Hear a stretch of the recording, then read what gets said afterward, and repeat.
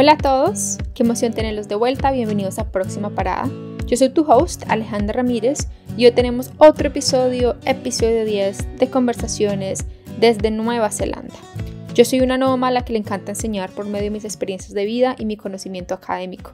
En este podcast se habla honestamente y desde el corazón. Hablaré sobre nómadas digitales, viajes con propósito, sostenibilidad, finanzas y crecimiento personal. Lo que me distingue es mi pasión, determinación y perspectiva positiva en cada situación. Vamos a empezar de una vez con este episodio número 10 porque sé que muchos de ustedes me han escrito y me han preguntado, Ale, ¿cuándo? Pues aquí está. Continuamos con la historia de Nepal. Les conté en el episodio anterior que mi llegada a Nepal fue buena dentro de lo que se podía. De noche, pero igual encontré mi sitio donde dormir. Cuando me levanté, miles de llamadas de mi familia, había pasado un terremoto una vez más. Les conté que ese año Nepal había tenido una racha de terremotos y en realidad el país entero estaba muy afectado. Infraestructura totalmente caída y económicamente devastados. Para mí, el darme cuenta de esa realidad ese primer día cuando me levanté, ya me había puesto el corazón arrugado como una uva pasa. Solamente pensar, Dios, voy a tener que empezar a caminar por estas calles y ver tantas cosas acabadas. Y una vez más tenía que enfrentar con toda la actitud a una realidad que en este momento ese país estaba viviendo. Así que después de estas llamadas de mi familia y de confirmarles que yo estaba bien, bajé a desayunar. Busqué una tienda donde pedí un café con pan. A los 40 minutos más o menos entró una niña con ojos azules, mona, y obviamente yo saqué el Ramírez entrador que tengo adentro, igualita a mi papá que le habla hasta una silla, y fue a hablarle. Ella era también una voluntaria y ha llegado justo a la misma hora que yo, pero no nos habíamos encontrado. Se llama Megan, era una estadounidense de Ohio. Era una estudiante de enfermería y vino a hacer un voluntariado por una semana y media en un área lejana de la capital.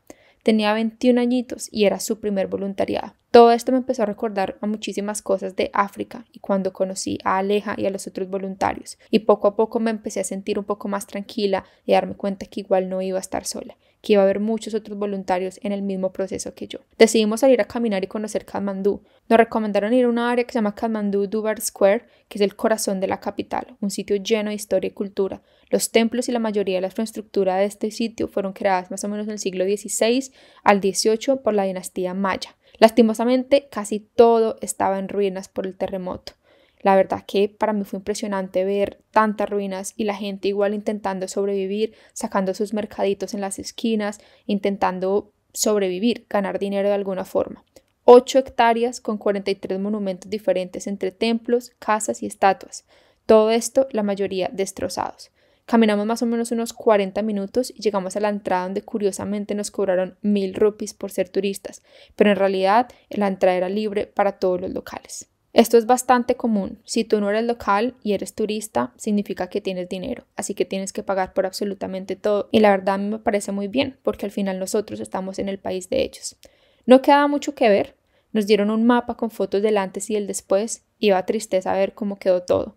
Aún así la gente continuaba visitando los templos, los locales y ayudaban a mover escombros y a poner banderas de colores que más adelante les cuento un poquitico el significado. Luego de caminar una caminata con sentimientos encontrados entre felicidad y tristeza, nos sentamos a una tienda a almorzar. La comida local es mi favorita hasta el día de hoy. Es curry y es un curry que se llama dal bhat. Es como medio kilo de arroz, puro alimento para la nalga. Por supuesto es demasiado picante, pero a mí me gusta mucho la comida picante. Así que obviamente se la metí con toda, no me importó absolutamente nada y me la comí con todas las ganas, hasta con la llorosidad de mocos colgando con el picante. De entrada pedimos momos. Los momos son como unas mini empanadas, hagan de cuenta, y son llenas de curry también por dentro. Es llena de vegetales porque hay mucha gente vegetariana en Nepal. Y en ese entonces yo no era vegetariana como hoy en día, pero no me atrevía a comer pollo o carne, pues porque en realidad tenía la experiencia de África y otros países donde puede que a veces este alimento no sea tan limpio. Después de explorar y tener ese primer encuentro con Katmandú, con la realidad del terremoto, con otra cultura, caminamos de vuelta hasta el hostal donde nos esperaba el coordinador de la organización. Esa era la primera vez que nos íbamos a encontrar con ellos. Desafortunadamente vino a darme una mala noticia.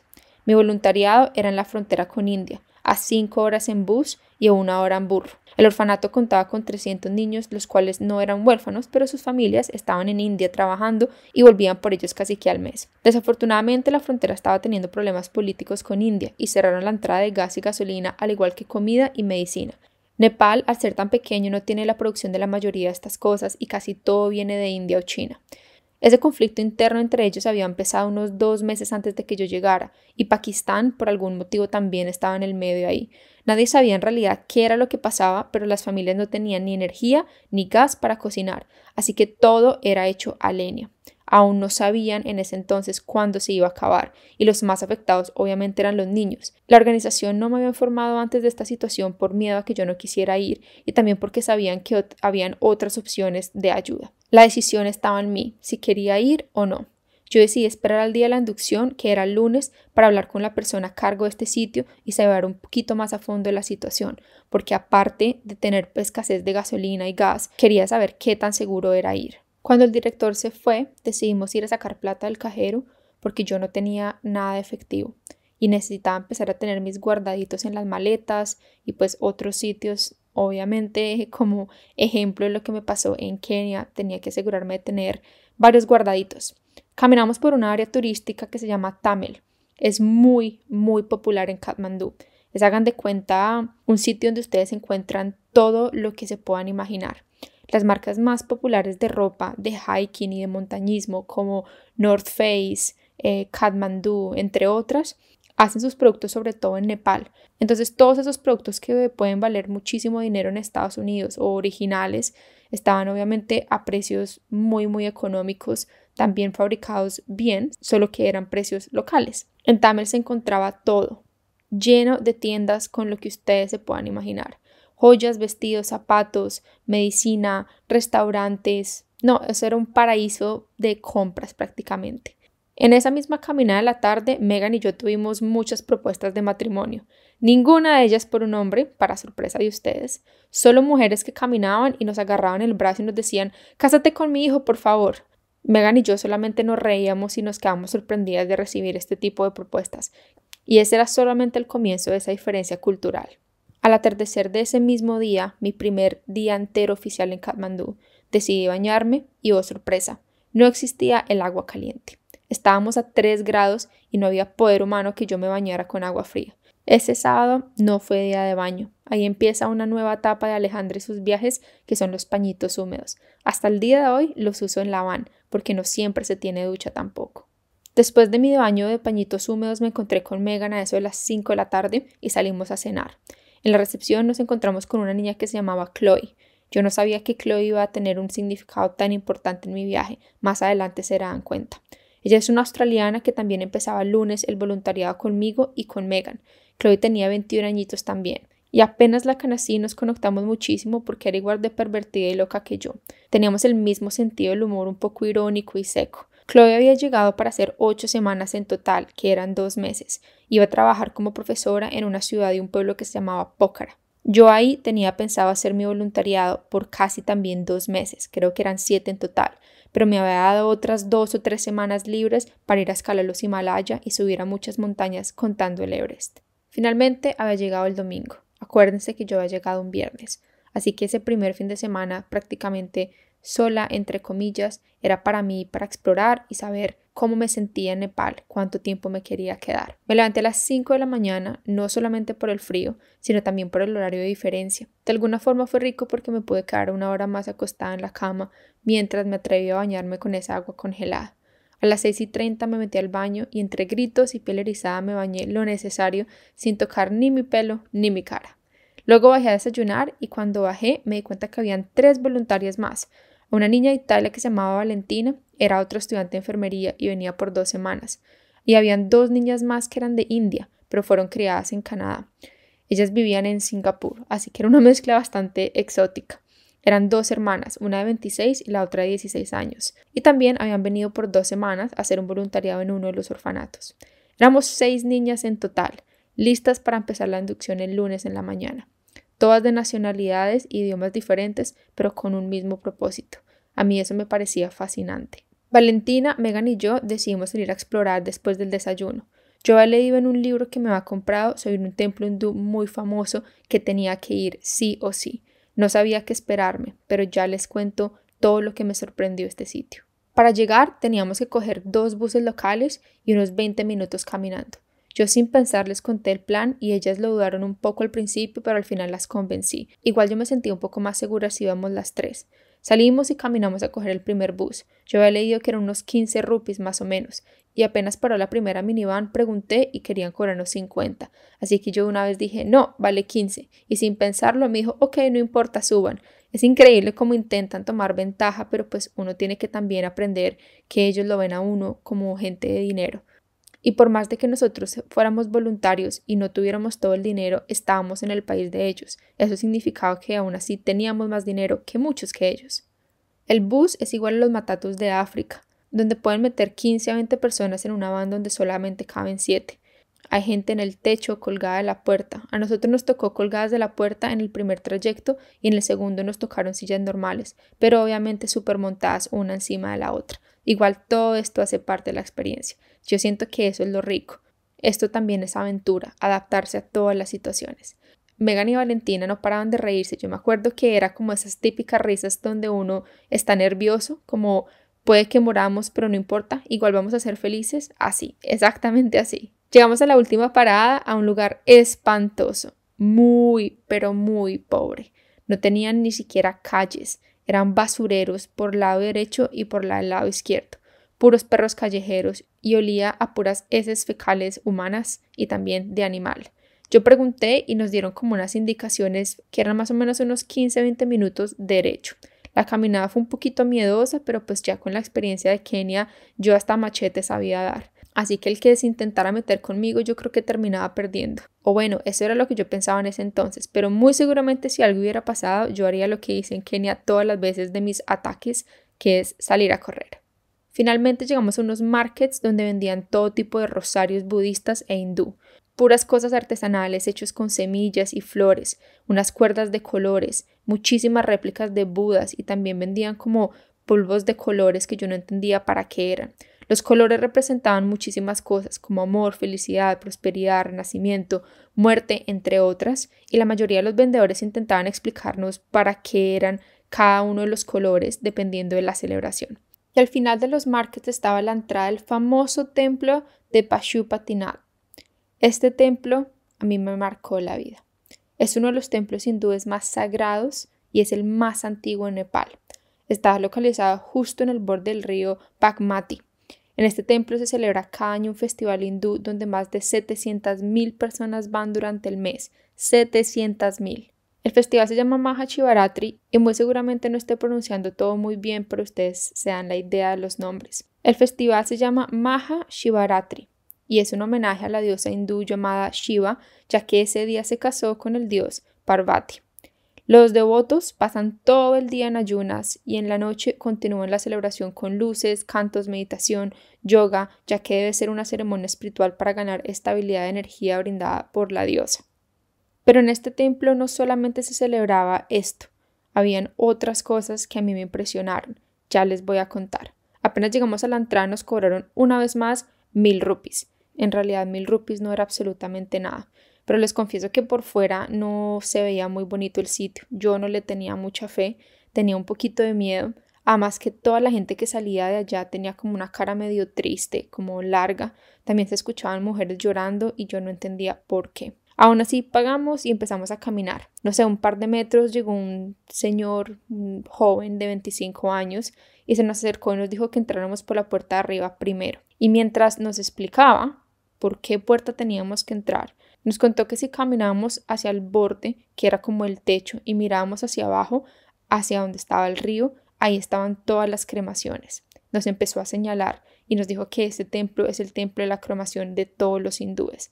Ahí ya todo empezó a tener un poco más de sentido. Por eso las caras largas, por eso la gente llorando, por eso el olor tan increíble que se sentía que aún no sé cómo describirlo. Caminamos con él hacia el borde del techo y miramos hacia abajo. Estaba el río. Voy a intentar describirles la imagen que tengo en mi mente para que tengan una idea de cómo se ve esto. Está el cuerpo de un hombre encima de un montón de leña y de paja. El señor tiene una ropa blanca y naranja y tiene la boca abierta. Lo único expuesto de su cuerpo eran los pies y su cabeza. De resto todo está envuelto en estas mantas blancas y naranjas. De un momento a otro llega otro señor y se acerca y le da 3 vueltas al cuerpo, y al final de darle 3 vueltas al cuerpo mientras camina, le mete un pedacito de paja con fuego en la boca y se va. Después llega otro señor que parece como si fuera, hagan de cuenta, el cura, que también está vestido de blanco, y empieza a prender la leña y la paja con fuego mientras todo el mundo ve cómo el cuerpo se quema. El cuerpo dura horas y horas expuesto totalmente en la orilla del río, mientras los familiares lloran y lo ven cremarse. Cuando yo vi esto, me di cuenta que al lado de este cuerpo había otro, y a unos metros había otro, y en total, en toda la orilla del río, habían 5 solamente del lado derecho. Yo no podía creerlo. Esta era la primera vez que yo veía algo así. Tenía la piel totalmente erizada y tenía muchísimas preguntas encima. El joven que nos había llevado ahí al techo y nos estaba contando la historia, me di cuenta que era un guía y obviamente me imagino que estaba esperando su tip y pues llevarnos a conocer el resto del tiempo. A mí me pareció fascinante igual tener a alguien para poder hacerle preguntas. Luego de ver todos estos cuerpos cremándose, de entenderle el llanto, el olor y las cenizas, la sensación y la energía que se sentía en ese templo, luego bajamos desde uno de los techos donde estábamos y seguimos por un camino pequeño. De un lado izquierdo había un templo Kama Sutra, que son muy comunes en Nepal, la verdad. Y del lado derecho había otro puente. Ese puente conectaba desde la orilla del río hasta el otro lado del río. Y pues entre orilla y orilla eran donde pasaban todas esas cremaciones. Así que atravesamos el puente y nos sentamos al frente de otra cremación porque el guía nos había dicho que nos iba a explicar exactamente cómo era el proceso de cremación y lo que las familias hacían. Pero resulta que cuando una persona hindú fallece, lo primero que hacen es llevarla a este templo. Ahí los familiares más cercanos esperan por horas y horas hasta que les toque una lápida de piedra donde se hace el lavamiento del cuerpo. Se estimula que hay más o menos de 20 a 50 cremaciones al día y a veces hay más de 100 en algunas épocas. El procedimiento es el siguiente. El puente que atraviesa el río está dividido en 2. Los de la derecha son toda la gente común y corriente, y los de la izquierda son gente importante. Apenas llega un cuerpo, lo ponen en una camilla y le quitan toda la ropa. A la vez le ponen una manta blanca y una manta naranja que significa prosperidad en la próxima vida, ya que ellos creen en la reencarnación. Luego lo bajan a una lápida de piedra que está justo en la orilla del río y ahí le lavan la cara y los pies. Una vez estos estén limpios, los suben a la camilla y los llevan a la cama de madera y paja, esa estructura que yo les conté al principio. El hijo mayor es el indicado para empezar la ceremonia, y si no existe un hijo mayor, entonces tiene que ser un hermano o un padre o algún familiar, pero tiene que ser un hombre. La mujer no puede hacer esa ceremonia, no está permitida, porque se dice que la mujer es muy sentimental y el llanto de ella no permite que el cuerpo suba al cielo. El hombre de la familia da 3 vueltas alrededor del cuerpo que pues reposa en la cama de madera y de paja. Él tiene en su mano un poquito de paja con incienso y esta se pone en la boca del cuerpo al final de las 3 vueltas. Luego el cura, que yo le llamaría cura, pero no es la persona indicada de la ceremonia, es el encargado de prender la madera y empezar la cremación. Se demora en total unas 4 horas en ser cremado y al final la parte del cuerpo que no fue cremada o que no se quemó por completo la envuelven en una manta blanca y la botan al río representando la reencarnación. O sea que ustedes se pueden imaginar cuántos cuerpos pueden haber en este río. Yo les cuento que este templo está lleno de historia y hay muchos mini templos dentro del templo más grande. No solamente los hindúes iban a meditar y a orar, sino también habían muchísimos budistas. Nosotros nos terminamos quedando por más de 2 horas dándole la vuelta a todo, caminando, viendo micos, viendo gente, viendo a la gente llorar, intentando como entender. Habían historias por todos lados de los diferentes dioses, dibujos, arte. Era como un voltaje de información y de aceptación de cosas que para mí eran muy, muy diferentes, como cremar en público y así de esa forma a un ser querido. Obviamente para mí en mi cabeza eso era algo más privado, pero para ellos por el tema de la reencarnación era algo más público y era algo más que lo veían como una celebración. Ya a la salida del templo, después de haber visto todo esto, entramos al templo Kama Sutra y es bastante interesante ver cómo fue construido con miles de poses sexuales tallados en madera. Súper lindo, la verdad. Es muy pequeño, pero la gente hace sacrificios de sangre ahí. En la antigüedad eran los hombres, hoy en día solamente hacen sacrificios de animales. Salimos del templo y las tres estábamos absolutamente impresionadas. Me acuerdo que casi que ni podíamos hablar entre nosotras. Era como ese silencio de estar en nuestra propia cabeza e intentar entender todo lo que estábamos aprendiendo. Y sin muchas palabras, caminamos de vuelta a coger los 2 buses y luego llegamos al hostal en la tarde.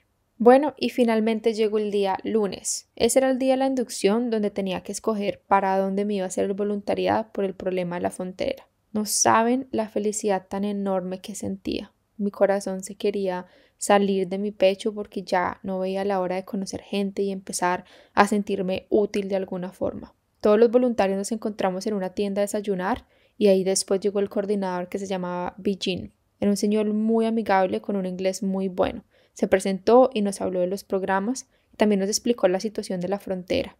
La conclusión, desafortunadamente, fue que era peligroso no tanto por guerra sino por transporte. Y si algo pasaba por X o Y motivo cuando yo estuviera allá, los chances de volver a Katmandú eran muy mínimos.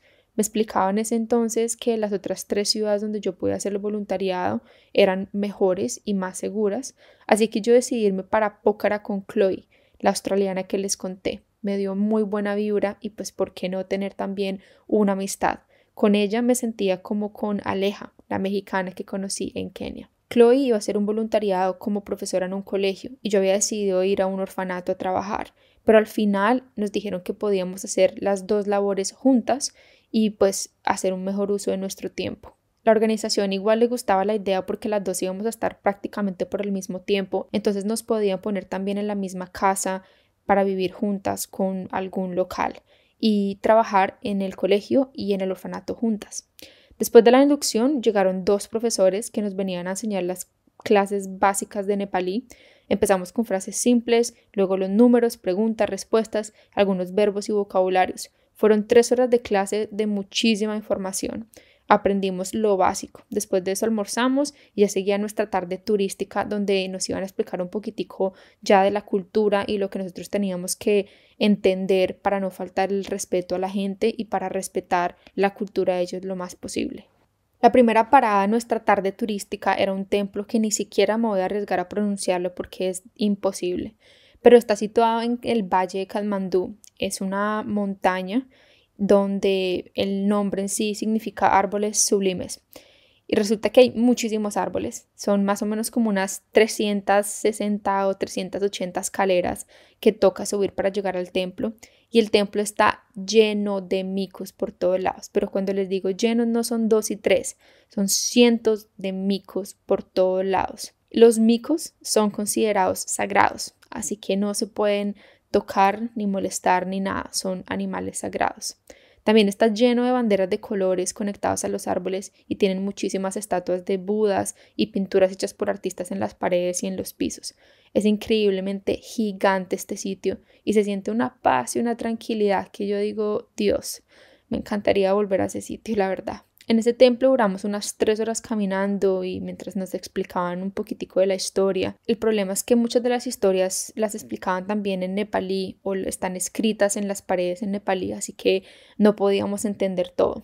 Luego del templo salimos a una cena con los organizadores. Éramos 8, 7 mujeres y un hombre de Canadá, el cual no había llegado todavía. Fuimos a un restaurante muy lindo con unas entradas gigantes, parecía un palacio hindú.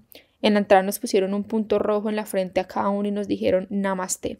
Esa era la primera vez que yo escuchaba Namaste en Nepal. La había escuchado antes en mis clases de yoga, pero nunca había entendido el significado de Namaste. Es una forma de decir hola, bienvenido o bendecido. En Nepal lo usan para prácticamente todo y es una forma de demostrar respeto. Todo el mundo agacha la cabeza cuando la van a decir, como si fuera una venia más o menos. Luego de entrar nos hicieron quitar los zapatos, entramos a un cuarto con unas mesas, almohadas, no habían sillas, porque la mayoría de restaurantes en Nepal la gente se sienta es en el piso, no en las sillas. La cena fue una delicia, luego llegaron unos músicos que empezaron a tocar algo de música tradicional nerawi. Los nerawi eran la tribu más antigua de Nepal. La música era muy linda con instrumentos muy raros, pero sonaba bastante como caribeño. Alejandra obviamente tenía muchas ganas de pararse a bailar, pero no iba a hacerlo porque no quería pasar el ridículo. Claro que las ganas no me duraron mucho porque luego salieron 4 bailarines y empezaron a sacarnos a bailar a nosotras. Yo me paré sin pena alguna y empecé a intentar bailar esta música de Neragui que no tenía ni idea cómo se bailaba. Esto es una mezcla como entre salsa con manoteo y un poco de caderas al estilo Shakira. Así concluía mi primer día de inducción. De ahí en adelante ya tenía que coger el bus para ir a mi nuevo sitio de voluntariado que era en Pócara. La verdad que estaba amando la experiencia. 4 días bastante llenos de sentimientos y emociones. Les contaré en el próximo episodio cómo fue esa llegada a mi casa, a mi nuevo hogar, la familia con la que iba a vivir, el orfanato y también el colegio.